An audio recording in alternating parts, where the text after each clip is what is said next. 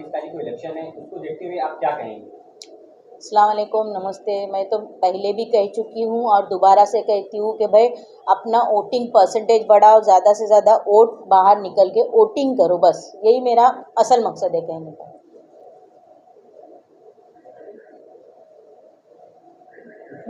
अभी आप जैसे बोल रहे हैं कि वोटिंग परसेंटेज बढ़ाओ, अभी आपसे पहले इब्राहिम भाई से भी बात हो रही थी कि आप लोग ऐसा प्रचार कर रहे थे कि नोटा का बटन दबाइए, तो ये कहाँ तक सच है? ऐसा आप लोग पर आरोप लगाया जा रहा है। किसने लगाया आरोप? मैंने तो नहीं सुनी, किसी ने मेरा नाम तो लिया नहीं है, तो मैं कैसा ये मानूं? नहीं, सिर्फ ये इतना कहा गया है कि अलमास कॉलोनी में Miss and Mrs, Mister and Mrs.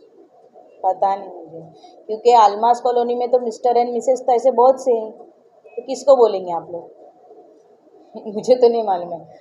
आपके पास कोई प्रूफ है मेरे नाम का, या फिर आपने कहीं मुझे देखा है? तो आप किस पार्टी को समर्थन कर रहे हैं? देखिए, इस बार का जो इलेक्शन है, ये जो माहौल चल रहा है, इसे अभी हम जैसे नेता बोलकर किसको वोट डालना है नहीं डालना है ये कोई मायने नहीं रखता है। यहाँ आज के तारीख में जो जनता है ना, वो बहुत जागरूक जनता है, उसे बेहतर मालूम है। एक बात यह है कि मेरी एक मुखालिफत चल रही थी, वो इस बात को लेके कि वाकई में अगर आपको श्रीकांत शिंदे को हराना था तो एक मजबूत कैंडिडेट देते कि जिसे हम लोग एड़ी चोटी का जोर लगा के पूरी मेहनत करते थे उसको हराने के लिए, और ज़्यादा से ज़्यादा वोट जो है सेक्युलर पार्टी को डालते। लेकिन मुझे ऐसा लग नहीं रहा है कि कहीं ना कहीं ऐसा मुझे लग रहा है कि ये कैंडिडेट थोड़ा, बाकी तो अल्लाह मालूम। तो बस मेरी यही थोड़ी एक नाराज़गी थी कि भाई पार्टी ने एक सेक्युलर और मजबूत नेता देना चाहिए था कि जिसकी वजह से काम करने में भी जो है आदमी को थोड़ी दिलचस्पी पैदा होती थी, क्योंकि यहाँ पे तो साफ तरीके से दिखाई दे रहा है।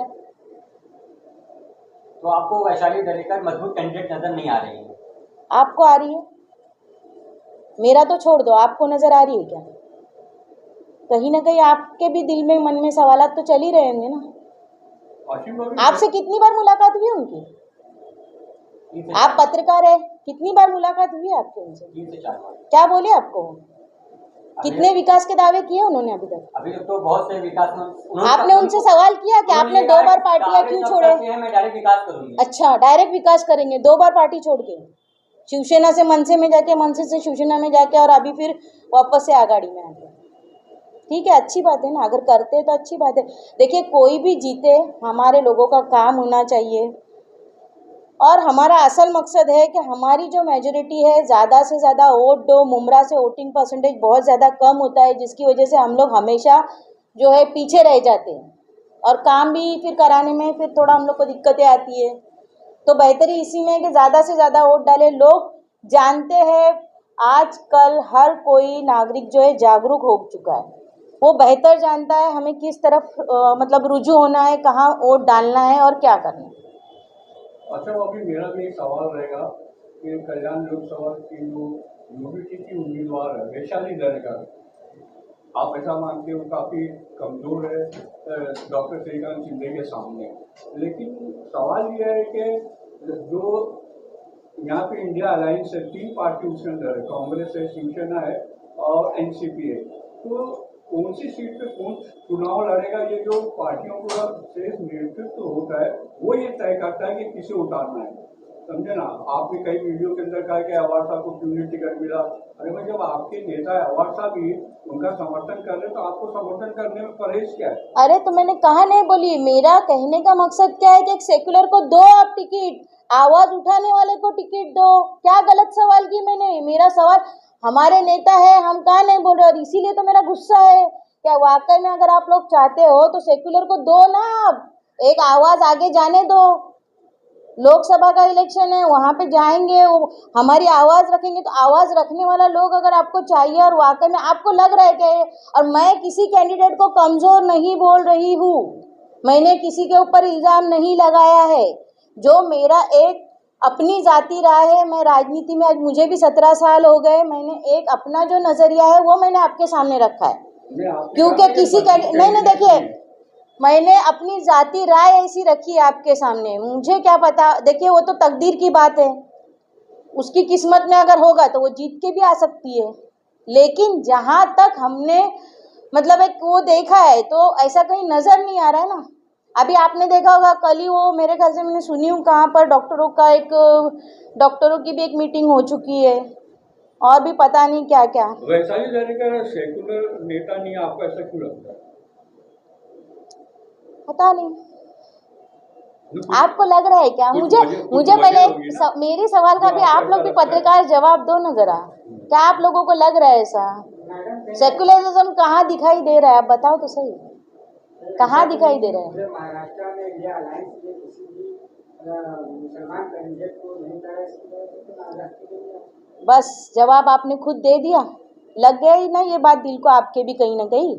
यही मेरा मुद्दा है कि 45 सीटों में एक भी मुस्लिम नहीं दिखा, ठीक है मत दिखने दो, लेकिन एक तो अच्छा बोलने वाला तुम्हारे पास हिंदुस्तान लेवल का एक कैंडिडेट था पूरे भारत में जिसकी आवाज़ गूंजती है, जो अंबेडकर समाज, जो भीमराव बाबा साहब अंबेडकर की मतलब समाज के जो जय भीम वाले लोग हैं उनकी भी आवाज़ें उठाते, जो मुसलमानों के लिए भी बोल रहे हैं, मतलब दलित समाज, मुस्लिम समाज, हिंदू समाज, आगरी समाज, बहुत सारे समाज जिनके पीछे है आज, तो उनको कैंडिडेट नहीं बनाते हुए एक, तो ये मेरे लिए थोड़ा सवाल था। और मैं चाहती थी कि एक अच्छे नेता हमारे यहाँ से खासदार बने और हमारे यहाँ का ही आमदार भी रहे, ताकि आमदार खासदार दोनों हमारे यहाँ के रहेंगे तो मुमरा का और अच्छा विकास होता।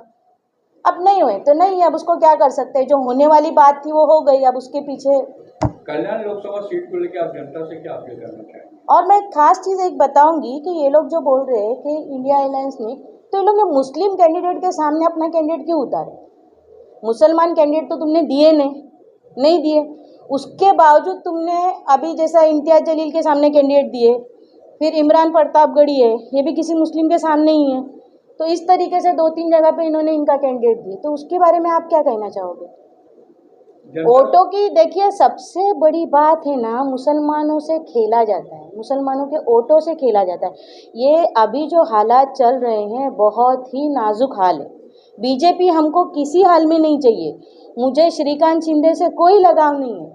मैं नहीं बोलती कि आप तीर को वोट दो, आप तीर को भी मत दो, कमल को भी मत दो, लेकिन जो मशाल की कैंडिडेट है वो कहीं मजबूत, आप यानी ऐसा कोई कैंडिडेट आप देते कि जिसके लिए हम खुद होकर डोर टू डोर जाते, अपना जाती पैसा लगाते, हम भी मेहनत करते और हमें एक फ़ख्र होता कि नहीं भाई, कहीं ना कहीं हमें एक उम्मीद होती कि भाई हमारा कैंडिडेट जीत के ही आएगा।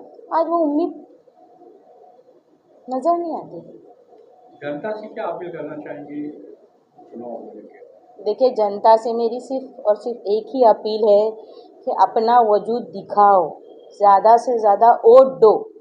आप बेहतर जानने वाले हो, आपको जिसको अपना वोट देना है आपको पूरा पूरा हक है, आप अपना वोट, कीमती वोट दो, कीमती वोट अपना देना ज़रूरी है। हम लोग बाज़ार में भी जाते हैं ना तो कोई चीज़ खरीदते टाइम 10 बार सोचते, तो वोट देने के वक्त में भी सोचो और अपना वजूद दिखाओ। जनता पे छोड़ा है, आप ना तो उनके फेवर में हैं ना खिलाफ। देखिए मैं मेरे 2007 का इलेक्शन नहीं भूल सकती, मेरा जो दिल दुखा है, मेरा कोई पॉलिटिकल करियर नहीं था, मैं जो आई वो हमारे अपने लोगों ने ही मुझे इस फील्ड में उतारा है, और जिस मुद्दे को लेके मैं आई थी तो मैं उसी मुद्दे को दोबारा से ये नहीं कर सकती, जैसा आपको इब्राहिम ने इससे पहले भी खुलासा दे चुके हैं।